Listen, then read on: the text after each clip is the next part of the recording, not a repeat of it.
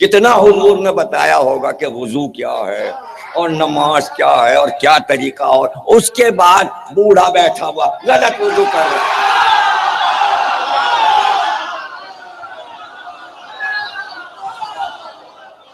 اب سرکار تو ہوں گے اندر مسجد میں، وضو یہاں غلط ہو رہا ہے، اب اس کو بتائے کون؟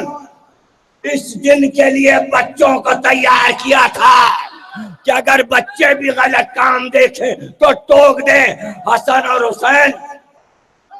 اب اگر ٹوک دیں تو نانا کے ہمسن ہے وہ، لوگ کہتے دیکھیے نبی کے گھر کے بچے بزرگوں کے اوپر ٹانٹنگ کرتے ہیں۔ ارے تو کوئی طریقہ تو ہو، کسی کو کہتے ہیں امامت۔ بھائی نے بھائی سے کہا کہ یہ وضو غلط کر رہا ہے، اور اس کو طریقہ بتائیں، اور ایک بار دونوں بچوں نے آستینیں چڑھائیں اور سامنے اس کے بیٹھے، کہا اے بزرگ ہم دونوں بھائی وضو کرنے جا رہے ہیں، تو دیکھتے رہنا ہم سے غلطی تو نہیں۔ اب جو شہزادوں نے ننھی ننھی آستینیں چڑھا کر اب جو وضو کیا تو بزرگ غور سے وضو دیکھتا رہا، جب دونوں شہزادے وضو کر چکے دوڑا اور قدموں پہ سر رکھ کے کہا غلطی تو مجھ سے ہوئی، ارے نبی کے گھر کے بچے کہیں غلط۔ تو اپنی فکر بناؤ مسلمانوں، اپنی سوچ بناؤ کہ بچوں کو کیا سکھانا ہے۔ اس امام تک پہنچ گئے جس کو کم سنی میں امامت ملی، 7.5 برس میں امامت پالی، اس لیے کہ امام رضا کی شہادت ہو گئی خراسان میں، مشہد میں آپ کی قبر بن گئی، روضہ بن گیا۔ اب بیٹا تو 7.5 برس کا، اور امام محمد تقی، زمانے کے امام، زمانے کے امام، بچپن میں امامت پائی، اور مشکل سے 25 برس زندہ رہے۔ کل امامت کا وقفہ آمد سے لے کر دنیا میں 25 برس۔ 25 برس کی عمر کیا ہوتی ہے؟ ابھی تو انسان کی زندگی شروع ہوتی ہے، اور وہ اپنی امامت کا کام کر کے مکمل اپنا کام کیا، چلے گئے۔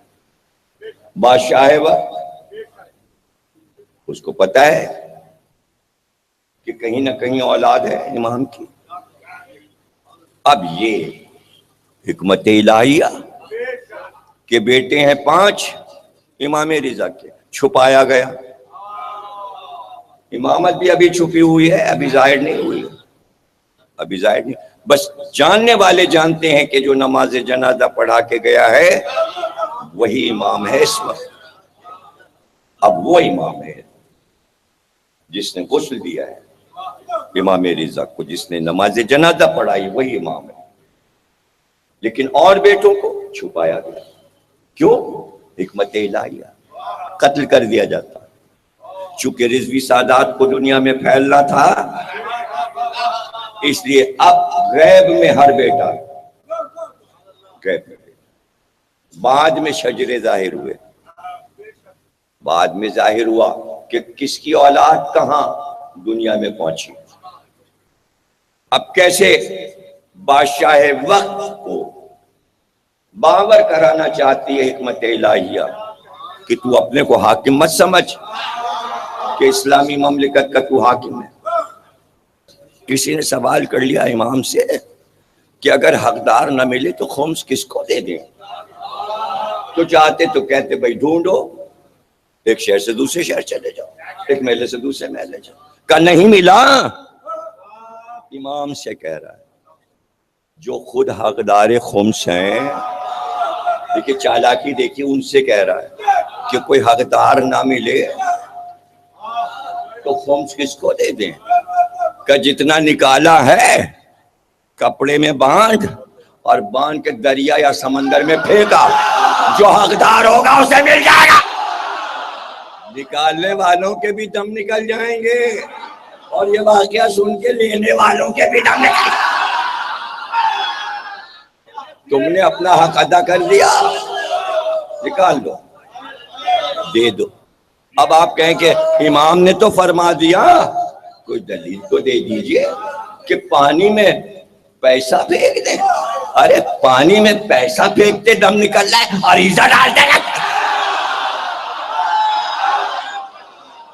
جیسے عریضہ پہنچتا ہے امام تک، رقم بھی پہنچ جائے گی۔ وہ امام نے کہا یہ لے جاؤ، چیز گروی رکھ دو۔ اس نے گروی رکھی۔ ایک یہ ہے اس طرح، اور ایک اس طرح ہے کہ کھانے کو نہیں ہے۔ مولا نے کہا ہمارے پاس یہ روٹی کا ٹکڑا پڑا ہوا ہے، 2 ٹکڑے ہیں، آدھی روٹی ہے آدھی یہ، ایک وقت یہ کھاتا ہے، تو دونوں لے جا، تو دونوں لے جا۔ اب اور کیا دیں؟ وہ لے گیا۔ وسیلہ تو وہی انتخاب کرتا ہے، جسے دینا ہے اس کو وہ بھجوا دے گا، کسی بھی وسیلے سے بھجوا دے گا۔ یہ گیا اور اس نے روٹی کے ٹکڑے کو عوض میں دکان پہ گیا، کہا یہ روٹی کا ٹکڑا لے لو، اس کے بدلے میں تھوڑا سا نمک دے دو۔ اس نے روٹی کا ٹکڑا رکھ لیا، نمک دے دیا۔ آگے ایک مچھلی والا بیٹھا تھا، اس سے کہا یہ آدھا ٹکڑا روٹی کا لے لو، ایک چھوٹی سی مچھلی دے دو۔ اس نے ٹکڑا رکھ لیا مچھلی، یہ مچھلی لے کے آیا، بیوی کو دیا، کہا یہ پکاؤ اور نمک لگا کے بھونو۔